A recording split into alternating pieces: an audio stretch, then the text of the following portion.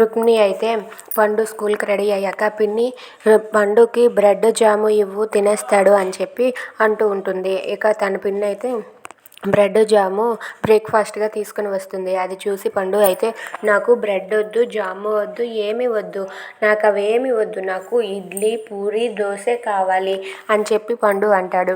అది విన్న రుక్మిణి అయితే ఇవేవి తినకూడదు, బ్రేక్ఫాస్ట్లో బ్రెడ్ మాత్రమే తినాలి పండు అని చెప్పి అంటూ ఉంటుంది. అయినా సరే పండు నేను తిన్ను అంటాడు. ఇక శ్యామ్ సైగలు చేయడంతో సరేలే తింటాను అని చెప్పి బ్రెడ్ తినేస్తాడు. ఇంతలో పండు తినేసాక నువ్వు ఇప్పుడు మా ఇద్దరికి టిఫిన్ వడ్డించు అని చెప్పి రుక్మిణి, శ్యామ్ వాళ్ళిద్దరూ కూర్చుంటారు. ఇక వాళ్ళ పిన్ని అయితే రుక్మిణికి టిఫిన్ వడ్డించేసి శ్యామ్కి చెద్దన్నం పెడుతుంది. చెద్దన్నం పెట్టడం చూసి ఏంటి నా మొగుడికి నువ్వు చెద్దన్నం పెడతావా, నీ మొగుడికి పెట్టవలసింది నా మొగుడికి పెడతావేంటి, అసలు నీకెంత ధైర్యం అని చెప్పి వాళ్ళ పిన్నిపై కోప్పడుతూ ఉంటుంది.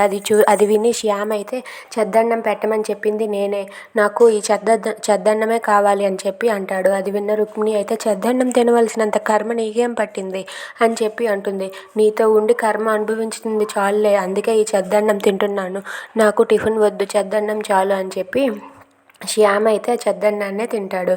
If you like this video please like, share and subscribe. Thanks for watching.